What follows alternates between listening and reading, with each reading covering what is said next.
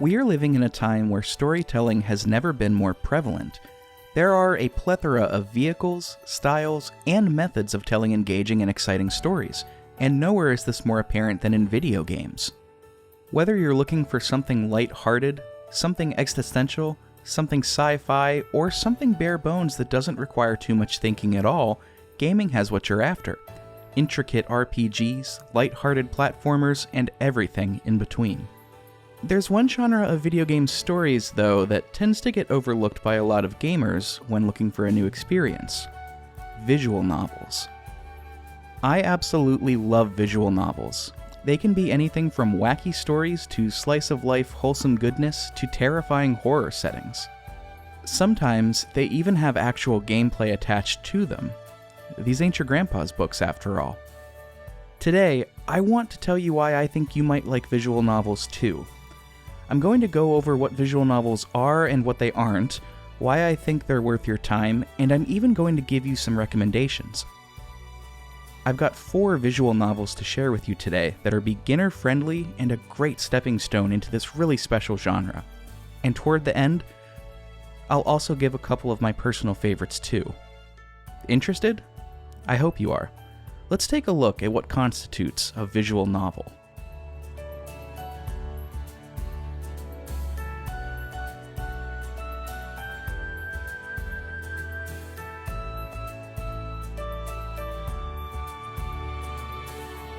There are a few really common questions and sentiments posed when I bring up visual novels. What are they? Isn't it just reading? Isn't it just for weird pervs? It's not even a video game. Now, I understand where these sentiments come from, but I think they're a little misguided. At its core, a visual novel is really as simple as the title implies: a novel with supporting visuals. Think of them like an extension of manga or comic books. A story supported by artist illustration. They do have some key differences, though. Visual novels often feature music. The music you've been hearing in the background, for example, is from a visual novel.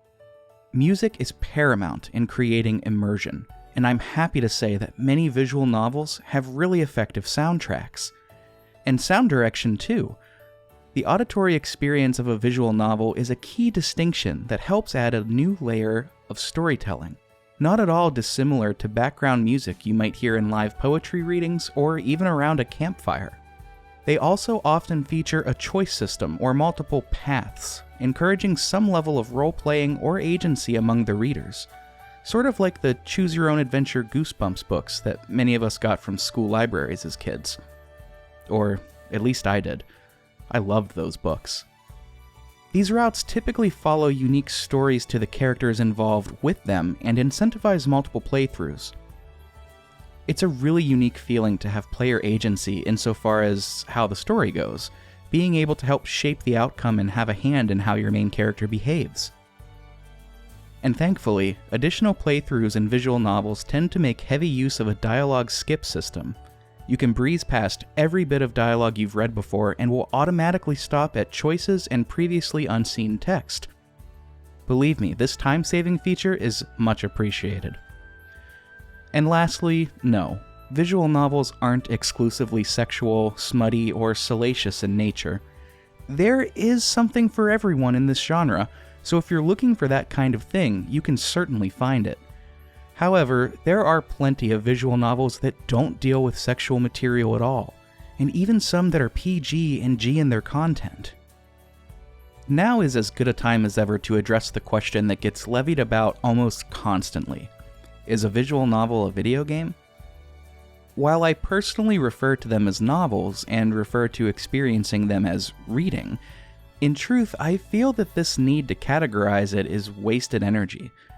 How does one even define a video game? Is a video game a narrative with player input?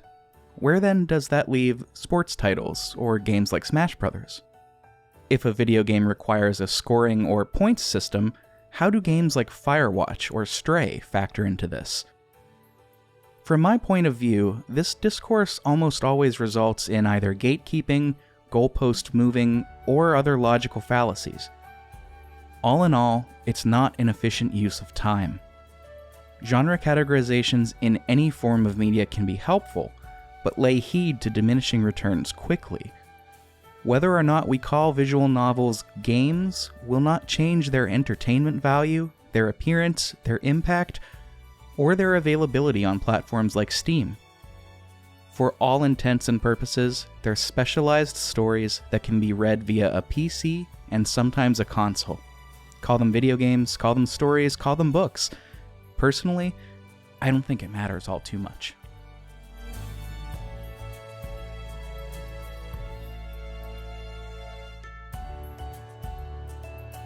One valid criticism of visual novels that I have seen is that of the writing quality. I don't think this is unfair to point out. If you're seeking out the level of literary quality that you might find in books by Faulkner, Hemingway, Vonnegut, or Plath, you may be disappointed here. One thing to keep in mind, though, is that visual novels are first and foremost concerned with telling entertaining stories. Again, not unlike manga or comic books. It becomes an exercise of measuring expectation. In the same way you wouldn't go to a taco stand to get a good burger, you can't go into one genre of literature expecting another. Humans have been sharing stories of all types for as long as we've gathered in groups, tribes, and societies, and as time evolved, the information we decide to share and how we decide to share it naturally falls into different categories. But even still, it's not entirely unfair to criticize the writing quality of visual novels even against other forms of entertainment. I certainly won't deny that there are plenty of visual novels that have shoddy writing. The caveat to keep in mind is the sheer quantity of them compared to stalwarts of video games that are lauded for their scripts and stories. For every one Xenogears, there's a heap of visual novels. This is due to two reasons. Firstly, the written word is very inexpensive. It's the least expensive form of telling a story, and visual novels are only a few shades away from strict scripts, compared to other styles of gaming, of course. The second reason is that because of the low cost of entry, many more indie studios and publishers are able to put out this type of experience. It's low cost, it's comparably lower effort, which isn't to say that it's objectively low effort, there is a difference, and summarily this makes them a lower risk financially. These conditions are perfect for would-be writers and established writers alike to get work out there. So while I understand the criticism, I think it has some level of nuance and isn't so black and white as to say that, quote, all visual novel writing is bad. Take it from me, I'm about to share several examples which are anything but. Now, if you're thinking to yourself that you'd like to give visual novels a try but aren't sure where to start, don't worry. I'm going to give you 4 recommendations of beginner-friendly visual novels. Each of these 3 visual novels tell what I consider to be exciting stories in some way, and each one has something about it that makes it befitting to a newcomer to the genre. I'll explain what I believe to be the merits of each one as we go through them. So let's get right into it. Number 1. 13 Sentinels, Aegis Rim. This is a somewhat newer addition to the visual novel genre, but it's well worth your attention if you're at all interested in stories of science fiction, time travel, or kaiju, aka big monsters. 13 Sentinels tells the tale of, as you may have guessed, 13 individuals, high school students in fact. Upon starting the game, we almost immediately encounter the inciting incident. A giant kaiju, here a giant robot, is mysteriously summoned into the fictionalized 1980s Japan, and our first main character, Juro, has no idea why. After some cryptic lines from Juro's friend Kiba and another stranger, Kitaro, the story jumps to just another ordinary day in Juro's high school. From here, the narrative of 13 Sentinels begins, and it's formatted in a non-linear way. Non-linear narrative structures are often used in media as hooks or for affect. Shows such as Lost, Breaking Bad, and The Walking Dead have all made use of this technique. 13 Sentinels, however, reveals its entire plot in this way. The layout of the narrative is experiencing the plot piece by piece through the 13 protagonists at different times, each through a different lens. Not quite vignettes and not quite individual arcs, it isn't dissimilar to building a puzzle, slowly having an image realized to you in a progression, outwards in. Another aspect that separates this title from other visual novels is its battle system. Now I know, we're stretching the boundaries a little of what a visual novel is classically considered, but in my experience this makes exploring the genre a little less tedious to those who might be prone to feeling that way, or who are new to the genre. The battle system takes place in an RTS style. Your protagonists will square off against enemy kaiju with the goal of protecting your central hub, eliminating enemies before they can eliminate it and you.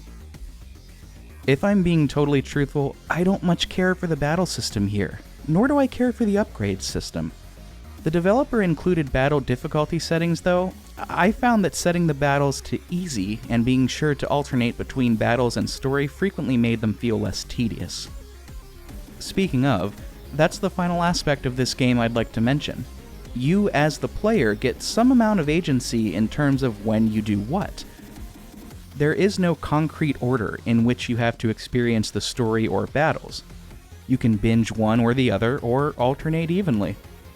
There will be requirements to proceed in both story and battle along the way, however. You may need to have completed certain battle scenarios, or you may need to have experienced a certain character's plot episode. This is a pacing device that the developers have inserted, and I think it is a boon to how the pacing plays out in this game. Though 13 Sentinels pushes at the seams of what a visual novel is considered, I still believe it to be a member of the genre and a fun one at that. While the game lacks descriptive text like one may see in a novel and has some pacing issues that are just inherently built into the non-linear/battle layout, 13 Sentinels Aegis Rim is a terrific first step into the genre and a story that sci-fi and anime fans alike will find to be an exciting read.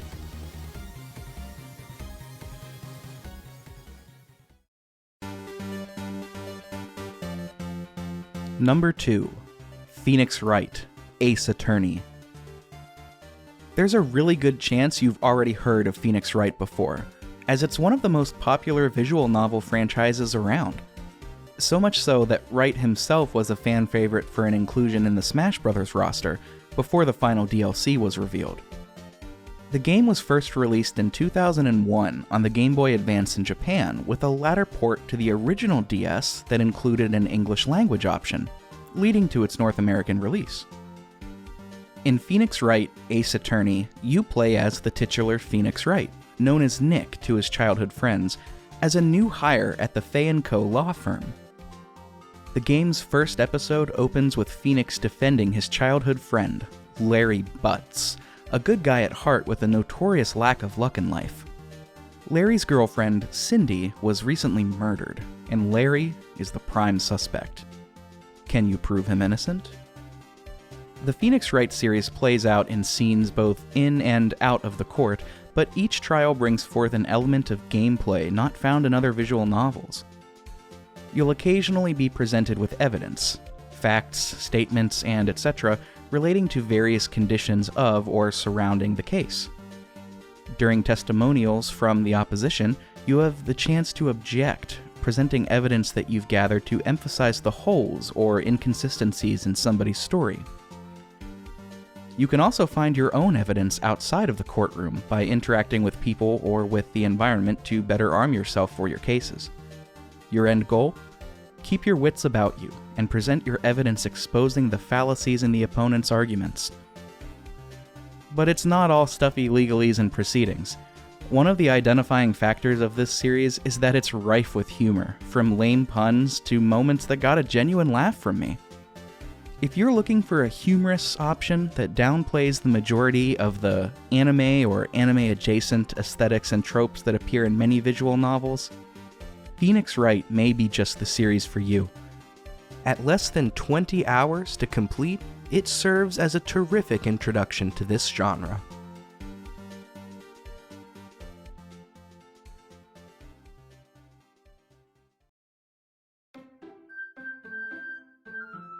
Number 3. Doki Doki Literature Club. If Phoenix Wright had none of the anime and anime-adjacent tropes, with this one we're diving headfirst right into them.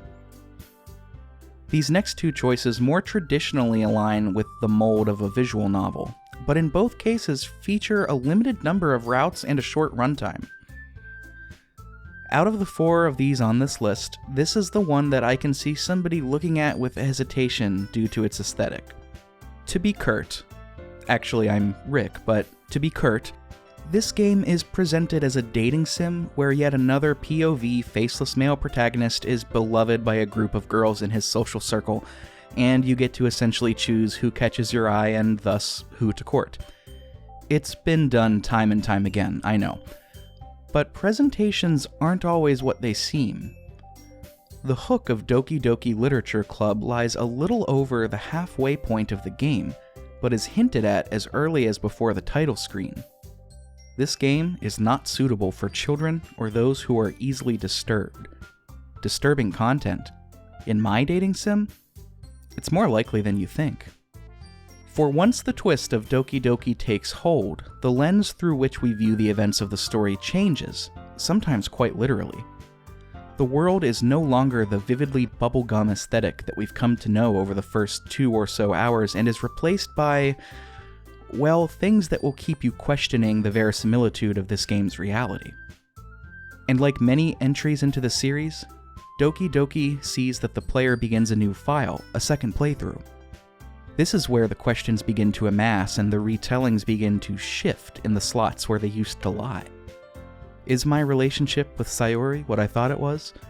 Why does Yuri's speech pattern seem to be more pointed this time around? Has Monica always been staring directly into the camera, and did something move in the background? Doki Doki Literature Club deals with mature themes such as depression and suicide, and if you are sensitive to this sort of content, I encourage some reading on your own before playing this game.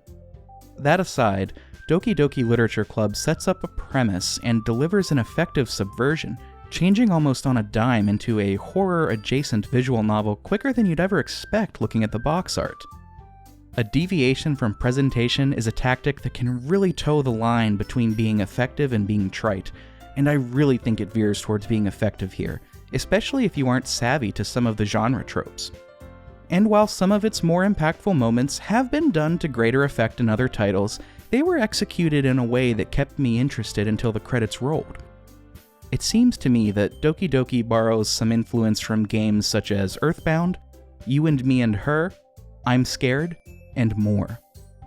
And to its credit, the replay through the game is recontextualized, or perhaps a better word would be rewritten, in a way that keeps things interesting, even if subtle it is not. At only 5 hours or less of runtime, it is an easy inclusion on this list.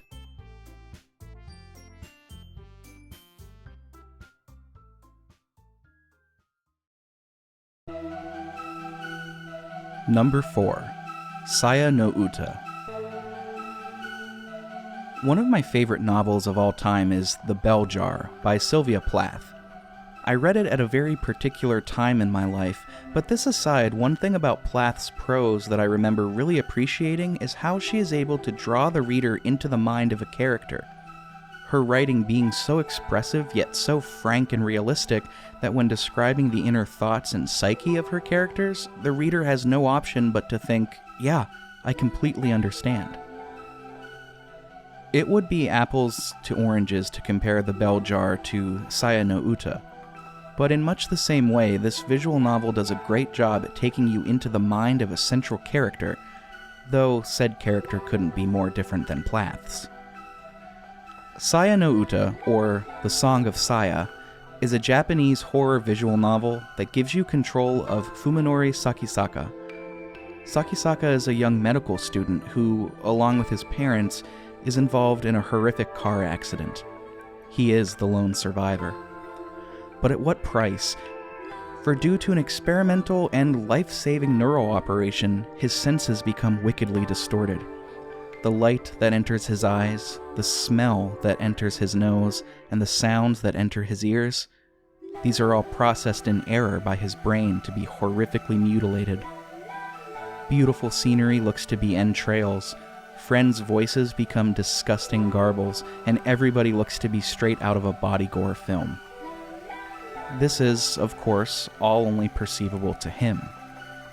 Eventually, his psyche and mental facilities are beaten and eroded, and just when all hope is lost, he meets her, Saya, a beautiful young woman who sounds normal, smells normal, and looks normal.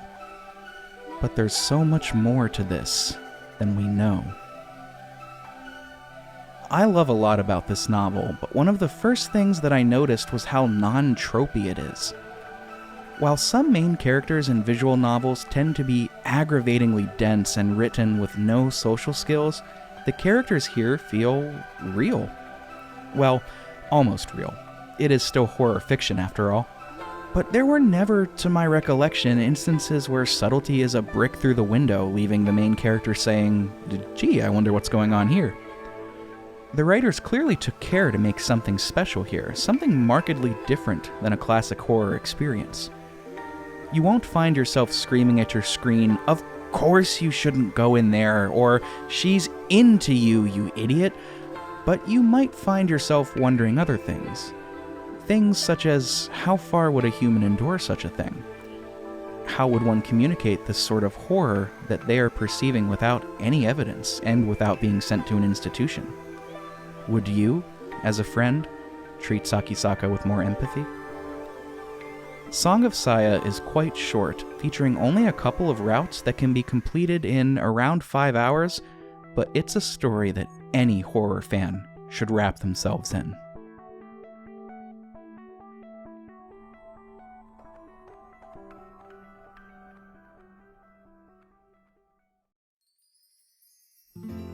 There are so many visual novels that are great for beginners, many more than mentioned here. Some other titles that you might be interested to look into are the Nonary games, Danganronpa, Steins Gate, Utawa Reirumuno, and more. The inclusion of the above 4 isn't necessarily me saying that they're my personal favorites, although I do really like each of them, but as you heard, each one has some extra quality or features that makes it approachable to newcomers. 2 of the 4 that I chose were also instrumental in getting me into the genre myself, so I can personally attest to their quality. At this point, maybe you've gone through each of the above and are looking for extra recommendations, or maybe you're so confident that you'll enjoy the genre that you want as many choices as possible. There's no shortage of content in the visual novel realm, though not all of it is of the same quality. Indeed, stories and their caliber can vacillate greatly, as the written word is the most inexpensive form of entertainment. The same can be said for physical novels. This is a pro and a con, but nevertheless, I have some more recommendations for you. Recommendations of stories that are both gripping and engaging, as well as some that really tug on the heartstrings. Here are 3 more visual novels that I have read, enjoyed, and can recommend highly.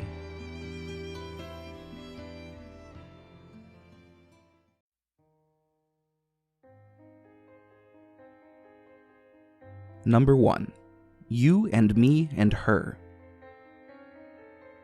I read You and Me and Her shortly after reading Doki Doki Literature Club, and it's plain to see that the latter took great inspiration from this 2013 release. This is a love story to be sure, but it deals in existential and meta-horror elements in a similar way that Doki Doki does. The setting of You and Me and Her is perhaps as safe and cliché as could be. You take the role of Shinichi, who, although having a name, is more or less your standard POV faceless male protagonist, exceedingly average in just about every way, save the inexplicable quality of attracting attention from every relevant woman in this game. He is best friends with Miyuki, another cliché Japanese student. She is reserved, intelligent, very well put together, and traditionally beautiful. One day on the school roof, they encounter Aoi, a very bizarre classmate of theirs who is acting particularly strange in this case. The story blossoms from there into a sort of relationship/love triangle, never without conflict or complications. That's what this story is at the heart of it all. A love story. One that gets increasingly bizarre and self-referential at times, but a love story nevertheless. If you liked Doki Doki and want more of that meta horror vibe, this is a good one for you. It's at this point that a particular elephant in the room needs to be addressed. This is the only recommendation out of the full 7 to be of the eroge genre, or erotic game. This tends to conjure some outlandish images to many people, and I'm not saying that it's not deserved. But I wanted to address how that looks in pragmatic language for this game. There are 2 versions available to buy: a patched version without sexual content, and the original version. Think of it like watching The Sopranos or Game of Thrones on daytime TV versus HBO Max. Same story, just cutting some fluff, if you will. I want to be clear that it is neither my goal nor desire to convince anybody one way or the other that sexuality in video games, or media in general, is morally wrong. And I don't think that you're prudish if it isn't to your taste either. That's a topic for another time. Far down the road. In the case of You and Me and Her, the Steam version, which does not feature any sexually explicit scenes to my knowledge, suits the game fine. Personally, I played the original version, which I also believe to be perfectly fine, if occasionally not to my taste. It is my recommendation that most people, especially those who aren't veterans of this style of visual novel, play the patched version on Steam without sexually explicit content. If this is a line for you or an aspect of media toward which you are particularly sensitive, I strongly suggest doing some Googling before purchasing this one. While I am not averse to sexually explicit content in media, I know many who are to varying degrees, and that's perfectly okay. Above all else, stay informed and aware before you jump into an experience. That's really my aim for this entire episode.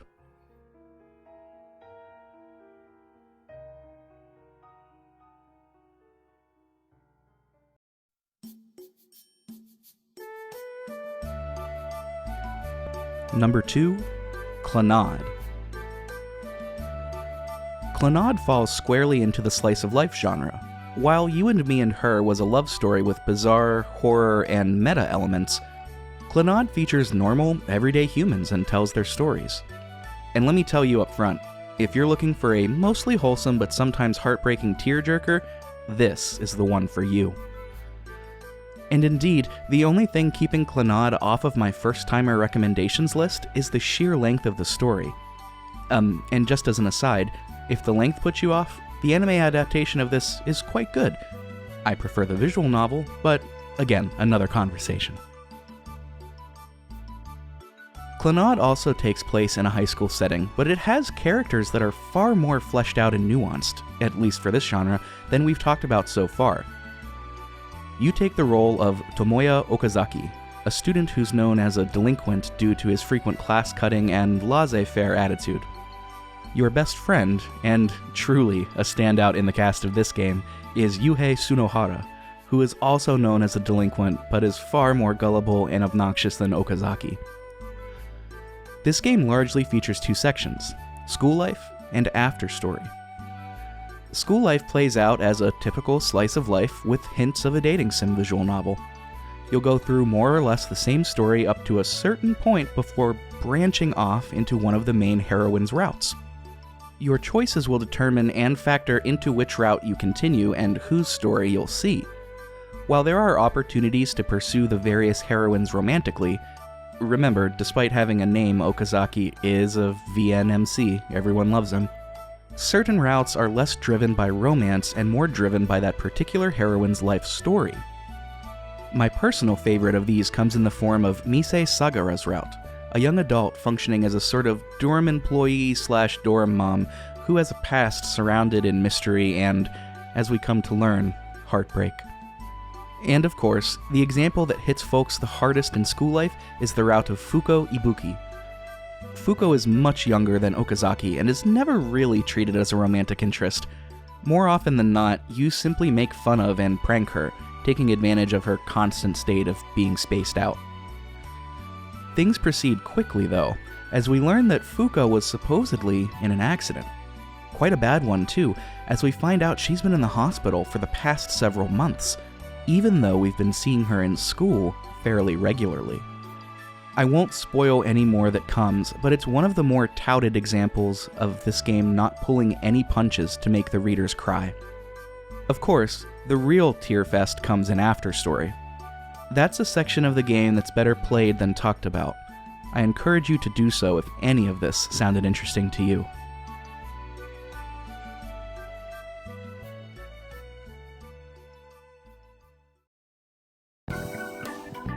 Number 3. The Muv-Luv Trilogy. Extra, Unlimited, Alternative. And finally, we arrive at what is my favorite visual novel series of all time, Muv-Luv. And I'm not alone. Despite the silly name, Muv-Luv Alternative, the finale of the trilogy, is frequently in the top 10 of the most popular visual novels of all time, along with Clannad. The Muv-Luv trilogy is broken down into 2 games and features a total of 3 stories. Extra and Unlimited, comprising the first, and Alternative, the bombastic finale. While they're all terrific on their own, it becomes clear in retrospect that they are all tied together explicitly and function as a unit. As such, reading through each installment is recommended. Indeed, this is why I can't in good faith recommend it to first-timers. While it's far and away the best story and universe I've read in visual novels, it's also well over 100 hours. And I didn't even complete every route. I never hesitate to recommend this to folks who seem interested in reading, but it must be mentioned. The Muv-Luv universe begins with Extra, in a very normal and somewhat expected Japanese high school setting, as you read from the point of view of Takeru Shirogane. Shirogane is, as you might expect, a classic visual novel protagonist. He's a slacker. He's fairly average in just about every way, and he inexplicably draws the attention of just about every woman with whom he interacts. Your childhood best friend, Sumika, the mysterious new student, Maya, and your classmates, Chizuru, Tamase, Ayamine, and Mikoto. The Muv-Luv story is far-reaching, with a lot of stylistic changes, to say the least. Extra is largely a slice-of-life novel with a bubbly aesthetic and a silly, happy tone, with the main point of struggle being the love triangle of Shirogane, Sumika, and Maya. Unlimited is where things begin to take a turn, shifting gears into a sci-fi mech aesthetic, and can be considered a sort of coming-of-age story as well. Shirogane here wakes up to a completely new timeline, where all of his former classmates and teachers are now sergeants and soldiers in a futuristic army. Each soldier being an elite pilot wielding a sort of Gundam-like mech suit, which, by the way, were featured notably in an arcade game Shirogane liked in Extra. You and your former classmates are tasked with saving the dystopian Earth's landscape and the remaining human population from an extraterrestrial threat known as the Beta, vicious beings who seem hellbent on destroying whatever life they come across.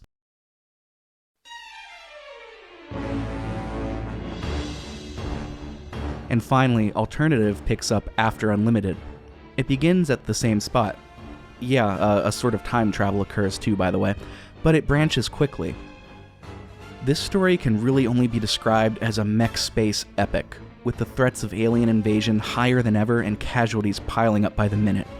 And somehow, you seem to be the key, the missing rod in the cogs stopping this very real extinction event machine from happening. But how? And why? And by the way, your childhood best friend, Sumika?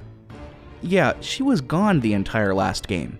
She's back now, and, well, look, the purpose of this section isn't to give a proper review of the story, but rather to give you some sort of enticement to pick it up.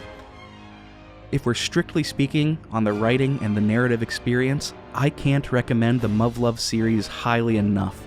Even its visuals and music are high quality. If you decide to dive into the world of visual novels, I hope this one finds its way to you eventually.